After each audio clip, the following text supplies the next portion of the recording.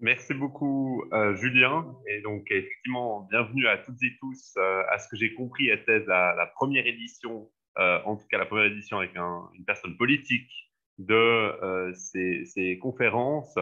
Une conférence qui, comme l'a dit Julien, va être consacrée ce soir à la mobilité, puis plus précisément la mobilité après 50 ans, pour savoir finalement comment appréhender ces questions-là, comment favoriser la mobilité après un certain âge et comment finalement renforcer les éléments qui doivent l'être pour permettre à chacune et chacun de continuer à avoir une mobilité qui soit conforme à sa vie sociale, à sa vie également professionnelle et à sa vie associative.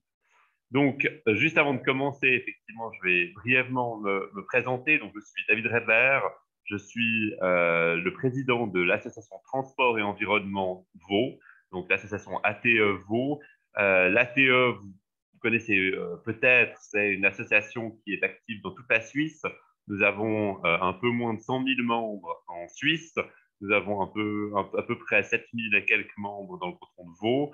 Et l'objectif de l'ATE, c'est de se battre et d'agir en faveur d'une mobilité respectueuse de toutes et tous, respectueuse dans l'environnement et, entre guillemets, intelligente, c'est-à-dire que on pousse notamment les transports publics et la mobilité dite active, c'est-à-dire les piétons et les vélos, mais on pousse également, lorsque c'est nécessaire, pour des voitures notamment qui sont respectueuses elles aussi le plus possible de l'environnement, c'est-à-dire notamment l'électrification des transports individuels motorisés, mieux que finalement des transports individuels motorisés qui seraient particulièrement polluants. À côté de ça, je suis avocat à Lausanne et je suis député au Grand Conseil vaudois pour les Verts et les Vertes vaudoises. Et enfin, je suis chargé de cours à l'Université de Lausanne. Donc, comme l'a dit Julien, la présentation d'aujourd'hui, je vais la faire sur à peu près 25-30 minutes. Et ensuite, s'il y a des questions ou des remarques ou des éléments que vous n'aurez pas compris, il ne faut pas hésiter à les relever. Donc, première question tout d'abord, c'est pourquoi est-ce qu'on parle dans ces conférences-là et comme première conférence de la mobilité et de la mobilité après 50 ans? Ce qu'il faut savoir, et ça vous le savez très clairement, c'est que la mobilité après 50 ans, c'est un véritable enjeu. C'est un enjeu où qu'on soit, c'est-à-dire c'est un enjeu dans les villes, naturellement, mais c'est aussi un enjeu dans les agglomérations, à l'échelle des agglomérations, et c'est un enjeu dans les campagnes et les zones qui ne sont pas citadines. Pourquoi? Parce que la mobilité, plus que tout autre élément de votre vie, c'est quelque chose qui a des imbrications et qui a des conséquences sur tout ce que vous faites dans votre vie. C'est quelque chose qui est central pour votre vie sociale, c'est quelque chose qui est central pour votre vie associative, c'est quelque chose qui est central pour votre vie professionnelle, c'est quelque chose qui est central pour vous permettre de conserver une indépendance. C'est donc la mobilité quelque chose d'absolument central à tout ce que vous allez pouvoir faire.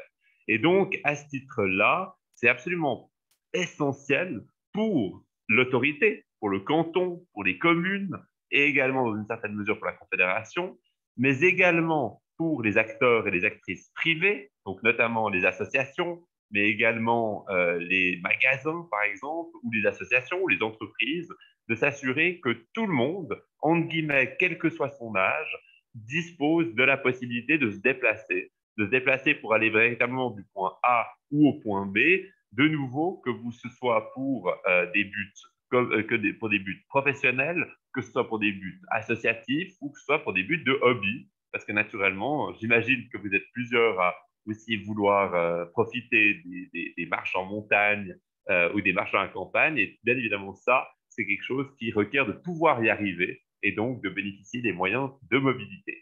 Et un des enjeux clés ici dans ce cadre-là, c'est surtout d'éviter qu'on ne se tourne ou on ne se rabatte, en guillemets, sur le tout voiture. Parce qu'on sait que, quel que soit l'âge, la mobilité axée sur, entre guillemets, le tout voiture présente des problèmes. Elle présente des problèmes en termes de pollution, naturellement. Elle présente des problèmes en termes de sécurité et elle présente des problèmes en termes de congestion. Et donc, c'est des éléments sur lesquels on ne peut pas se rabattre. Naturellement, comme dans toute situation, la voiture peut jouer un rôle dans certains cas, dans certaines hypothèses, mais il est absolument important de ne pas se battre de se rabattre sur le tout voiture, mais naturellement de réfléchir aux autres formes de mobilité qui peuvent se poser. Et ce thème de la mobilité après l'âge de 50 ans, c'est un thème qui est central, notamment pour les associations de mobilité, et c'est un thème sur lequel l'ATE s'est intéressé très tôt. C'est-à-dire que l'ATE, qui a été créée en 1979, s'est intéressé très rapidement à la question de la mobilité des, entre guillemets, seniors, c'est ce qu'on appelle, c'est la mobilité des personnes de plus de 50 ans, aux côtés de nos autres sujets de prédilection, qui sont notamment, et c'est souvent lié, vous allez le voir, la mobilité des enfants. La mobilité des enfants, les plans scolaires, c'est quelque chose sur lequel on travaille beaucoup. Et finalement, il y a beaucoup d'éléments similaires avec la mobilité des personnes de plus de 50 ans, toujours avec cette idée qu'il est absolument important d'être et de rester mobile. C'est central pour l'indépendance et pour le caractère social d'être mobile, de rester mobile et finalement de pouvoir développer des activités intergénérationnelles liées à la mobilité. L'autre élément qui est intéressant, et ça peut-être vous ne le saviez pas, mais du coup à partir d'aujourd'hui vous le saurez, il y a quelques jours, il y a quelques semaines, on a fêté la Journée internationale des personnes âgées, c'est le 1er octobre, et le 1er octobre dans ce contexte-là, un des thèmes qui avait été poursuivi, qui avait été suivi, c'était justement la mobilité pour les personnes qui peuvent être vues comme seniors ou âgées, en fait des personnes qui ont, dans ce cadre-là, un certain âge. Les enjeux de la mobilité, c'est d'abord un enjeu en termes de nombre, c'est-à-dire que aujourd'hui, 1,57 million de personnes en Suisse ont plus de 65 ans. C'est 18% de la population qui a plus de 65 ans et en 2045, ce sera 2,7 millions de personnes, c'est-à-dire 26% de la population suisse. C'est donc un nombre très important. En 2045, ce sera plus du quart de la population aura plus de 65 ans, ce qui veut dire qu'on doit s'assurer que ces personnes-là aient une mobilité qui soit toujours possible, qui soit toujours efficace et que finalement, elles n'entraînent pas par leur mobilité des problèmes environnementaux, de sécurité et de congestion que l'on peut éviter. Et c'est d'autant plus important de faire attention à ce point-là que, naturellement, comme toujours, avec l'âge, on a des petits problèmes potentiels qui peuvent venir, qui peuvent en tout cas s'accroître. Des problèmes de vue, des problèmes d'audition, des problèmes de santé potentiellement, des petits pépins qui peuvent arriver. Et ces éléments-là, ils ont tous un impact sur la mobilité. Parce que naturellement, si vous avez un peu moins d'acuité visuelle, naturellement, dans ce contexte-là, on a un risque d'accident qui est un peu plus grand lorsque vous êtes piéton, lorsque vous êtes en voiture, lorsque vous êtes en vélo. Même chose lorsqu'il y a des pertes auditives. On sait que l'audition joue un rôle important pour la sécurité lorsqu'on est confronté au trafic. Et dans ce contexte-là, on sait que 45% des personnes de plus de 65 ans ont des pertes auditives qui sont relativement importantes. C'est un élément dont il faut prendre compte lorsqu'on fait des aménagements en matière notamment de mobilité. Et l'autre élément qui est important aussi, et ça c'est peut-être ce qui est intéressant, c'est que souvent on nous indique que les personnes à partir d'un certain âge ne peuvent pas avoir certaines formes de mobilité, par exemple le vélo, par exemple la marche, et que c'est des formes qui finalement sont réservées aux plus jeunes, mais que les personnes un peu plus âgées n'ont pas ça. Et ça, c'est quelque chose qui n'est pas vrai, parce qu'on sait que depuis toujours, en réalité, le vélo a notamment joué un rôle, quel que soit l'âge, et encore aujourd'hui, alors on sait que vous avez beaucoup de personnes, vous avez des personnes qui ont un certain âge, qui se déplacent toujours à vélo, notamment avec l'avènement du vélo électrique, qui permet justement d'avoir une mobilité facile, sans effort. Et c'est vrai que les statistiques ont notamment montré que depuis 94, on a moins 11% dans les déplacements à pied, à vélo ou en transport public pour les personnes de plus de 65 ans. Et en parallèle, on a plus 11% des déplacements en voiture pour cette même catégorie de personnes. Ce qui veut dire que depuis 1994, on a eu un shift, donc on a eu un balancement de la mobilité active et des transports publics sur la voiture dans la communauté des personnes de plus de 65 ans. Et ça, c'est quelque chose donc qui change parce qu'avant 1994, on avait donc plus de personnes qui prenaient le vélo la marche et les transports publics. Et nous, notre objectif avec la TE, en développant ces questions, ces thèmes par rapport à la mobilité, entre guillemets, des seniors, c'est justement de s'assurer qu'on arrête, entre guillemets, cette évolution et qu'on permette à chacune, à chacun de continuer la mobilité qu'elles avaient pu avoir avant en matière de vélo, de marche et de transport public. Les solutions à ce titre-là, il y en a essentiellement 5. Et ça, c'est nos 5 activités, notamment au sein de la TE, mais aussi au sein des Verts et des Verts vaudoises, par exemple, qu'on déploie pour la mobilité des seniors. Première solution, c'est d'avoir des cours sur les solutions pour rester mobile. Donc, comment, finalement, avec l'âge qui avance, est-ce qu'on reste mobile? Ensuite, c'est donner des solutions, des outils et des conseils sur justement comment rester mobile et finalement quoi faire avec cette mobilité. Ensuite, nous, à la TE, un de nos rôles importants, c'est de faire du lobbying. C'est de faire du lobbying. Et le lobbying, c'est ça ce qui est important, c'est qu'on doit oublier personne quand on fait de lobbying. Quand on fait de lobbying, on doit représenter les personnes de plus de 65 ans, on doit représenter les enfants, on doit représenter les personnes à mobilité réduite, on doit représenter les citadins, on doit représenter les personnes en campagne, on doit représenter tout le monde. Et nous, c'est notre objectif en tant qu'ATE, c'est de représenter tout le monde et que finalement, tout le monde ait son mot à dire dans le débat politique et non uniquement ceux qui vont ou celles qui vont hurler plus fort parce qu'il y a d'autres lobbyistes qui ont des moyens peut-être plus importants. Il ne faut pas naturellement que eux soient les seuls à avoir leur mot à dire. Et enfin, dernière solution qu'on a, c'est les plans de mobilité senior. Les plans de mobilité senior, c'est des plans qui sont établis dans une commune pour justement prendre en compte comment est-ce que les seniors, cette catégorie de personnes, doit ou peut se déplacer. Je vais revenir du coup rapidement sur chacun de ces points parce qu'ils sont importants dans la mesure où c'est justement chacun les solutions qu'on apporte à cette mobilité des seniors. Premier point, c'est les cours. Être et rester mobile, ça, c'est les cours que l'ATE organise. Donc, l'ATE suisse et l'ATE Vaud organisent ces cours.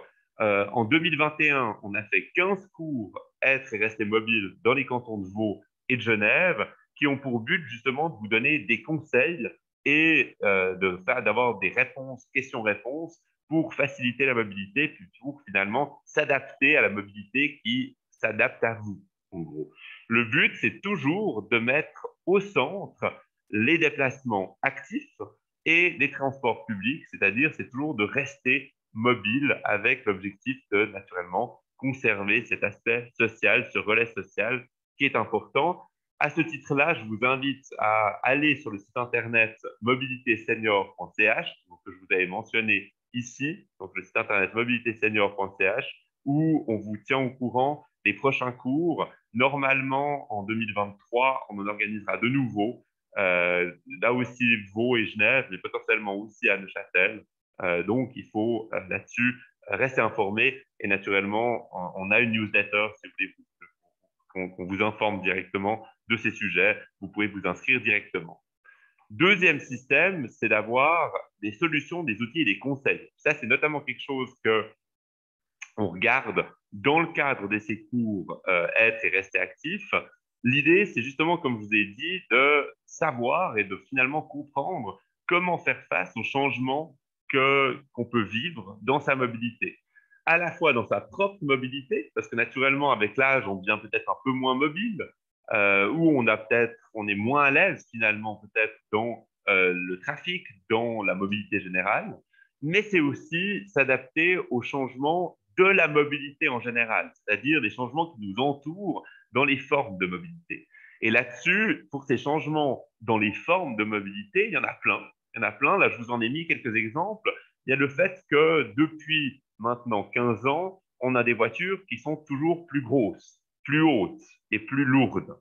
Et ça, c'est un élément alors, qui est en partie problématique, mais c'est un élément qui est dangereux, notamment pour les enfants et pour les personnes un peu plus âgées, parce que plus vous avez des voitures hautes qui sont autour de vous, moins vous avez une visibilité sur le reste de la route, sur le reste de l'environnement, et donc plus on a un risque d'accident. Et ça, c'est quelque chose qu'on a vu. Malheureusement, le nombre d'accidents avec des piétons a augmenté en raison de la taille des voitures qui a elle-même augmenté. Et ça, c'est un élément dans le cadre des cours qu'on regarde et on apprend comment finalement se mouvoir avec cette évolution des véhicules individuels motorisés qui deviennent plus gros. Ensuite, il y a aussi la thématique du fait qu'aujourd'hui, on a plus de moyens de mobilité nouveaux, donc notamment les trottinettes, et on a plus de moyens de mobilité silencieux, notamment les vélos, vélos électriques, vélos mécaniques. Et vu que ces moyens de mobilité sont là, vu que ces moyens de mobilité sont relativement rapides pour certains, c'est important là aussi d'en être conscient et de savoir comment interagir avec eux et finalement quelle est la place que chacun doit occuper dans l'espace public. Et enfin, il y a également des cours qui sont donnés et des conseils qui sont donnés par rapport aux aménagements et aux différentes zones qu'on peut trouver, zone 30, zone 20, les aménagements qu'on peut trouver dans le cadre de ces zones, c'est-à-dire notamment qui sait finalement qui a la priorité dans une zone 30, qui sait qui a la priorité dans une zone 20, comment est-ce qu'on doit se comporter avec les voitures qui seraient dans les zones 30 ou les zones 20, les vélos, les trottinettes, les autres piétons. Tous ces éléments-là, on les couvre dans le cadre des cours et également, plus généralement, sur de nouveau le site internet mobilitésenior.ch auquel vous pouvez aller voir. On a plein d'articles sur ces différents thèmes afin de vous donner finalement cette information, sachant, et ça c'est un élément important, que la mobilité active notamment, est un élément central pour conserver et rester en bonne santé plus longtemps. Et ça, c'est à la fois nous qui le disons, c'est les médecins aussi, mais c'est aussi l'OMS. Là, je vous ai mis deux liens où l'OMS a rendu des rapports sur l'importance de rester actif et mobile dans le cadre de sa mobilité pour rester en bonne santé. Rester actif et mobile, ça ne veut pas dire faire des marathons tous les jours, mais ça veut dire se mouvoir en tant que piéton ou en tant que cycliste. Finalement, c'est bouger un petit peu dans la journée et ça, c'est un élément qui est central pour rester en bonne santé. Dans ce contexte-là encore, l'idée toujours de ces cours, de ces conseils que vous trouvez aussi sur le site mobilitésenior.ch, c'est de nouveau d'identifier les changements que vous pouvez avoir, les changements qui peuvent vous affecter, comment identifier ces changements et comment ils affectent votre mobilité. Et ça va concerner, comme je l'ai dit, notamment les problèmes de vue, ça va concerner peut-être la baisse de votre audition et ça va concerner aussi les éventuels effets secondaires des médicaments. Ça, c'est quelque chose qui est très important, c'est que naturellement, quand on prend un nouveau médicament, il y a toujours des effets secondaires qui peuvent être liés à la somnolence, qui peuvent être liés à des pertes d'équilibre. Et ces effets secondaires, il faut les connaître. Il faut les connaître avant aussi, alors déjà dans la vie de tous les jours, mais il faut les connaître dans votre mobilité afin justement d'éviter les risques d'accidents, que vous soyez en voiture, que vous soyez en vélo ou que vous soyez piéton ou que vous soyez en transport public. Puis enfin, les derniers éléments qu'on mentionne dans ce contexte-là, c'est justement aussi adapter et répondre aux questions, par exemple par rapport au transport public. Et ça, c'est tout un enjeu, c'est notamment les changements de ligne, les changements d'horaire. Ça, pour les personnes qui vivent à Lausanne, elles ont notamment vécu ça avec les travaux de réfection du Grand Pont cette année où toutes les lignes ont changé de numéro.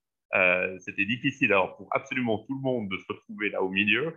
Mais c'est vrai que quand on a été habitué depuis 30, 40 ans à prendre toujours le même numéro de bus, le 1, le 2, le 8, c'est vrai que d'avoir un changement à ce titre-là, c'est plus difficile. Notre objectif, c'est là aussi d'accompagner pour pas que ça devienne impossible ou pour pas que ça devienne un obstacle réel, mais finalement pour que vous puissiez continuer à utiliser le transport public comme vous le voulez.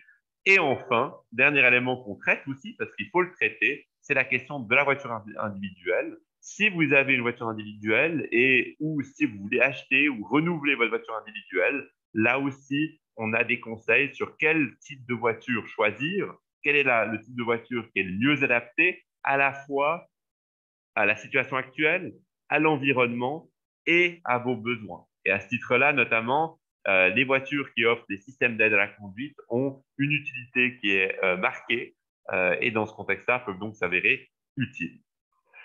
Quatrième point, donc, quatrième activité qu'on a, c'est le lobbying. Et ça, je vous l'ai dit, c'est central pour nous d'assurer que chacun et chacune soit représenté au niveau politique pour les thématiques liées à la mobilité. Et ça concerne ici notamment les seniors, entre guillemets, c'est-à-dire avec vraiment tous les sujets qui sont importants pour la mobilité à partir d'un certain âge, c'est-à-dire d'une part maintenir les transports publics qui soient sûrs, efficaces et fréquents. Ça, c'est très important. Il faut que la fréquence du transport public demeure et il faut que les transports publics soient considérés comme sûrs, parce que naturellement, si vous ne vous sentez pas en sécurité dans les transports publics, c'est compréhensible, vous n'allez pas vouloir les prendre. Donc, nous, il faut qu'on assure cette sécurité.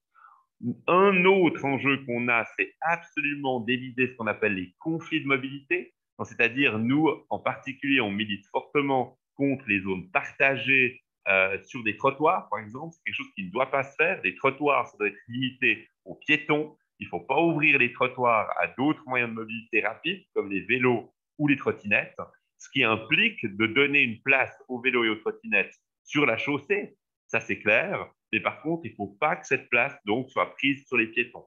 Et ça, c'est quelque chose sur lequel on travaille beaucoup parce qu'on sait que ça crée des conflits d'avoir piétons et d'autres modes de mobilité dans le même espace. Donc, notamment les trottoirs. Là-dessus, on fait un lobby important pour que les trottoirs soient limités par principe aux piétons et qu'ensuite les vélos et trottinettes aient un espace dédié sur la chaussée qui soit sécurisé aussi, mais qui ne soit pas en conflit avec les piétons. Et puis enfin, le dernier élément qu'on fait, c'est d'adapter les véhicules aussi aux personnes qui sont, entre guillemets, seniors, c'est-à-dire les trains, les bus, les trams. Non seulement ils doivent être sûrs, efficaces et fréquents, mais ils doivent aussi être adaptés, c'est-à-dire qu'il doit y avoir des places assises en suffisance, il doit y avoir des moyens de les prendre suffisants. Et un des enjeux, par exemple, qu'on a actuellement, c'est la manière de prendre des billets, par exemple avec les machines à billets qui sont de plus en plus supprimées, avec les guichets qui ferment de plus en plus, avec notamment les CFF, mais aussi, dans une certaine mesure, des transports publics régionaux qui souhaitent aller sur le tout numérique, c'est quelque chose qu'on peut comprendre, mais qui n'est pas adapté à tout le monde.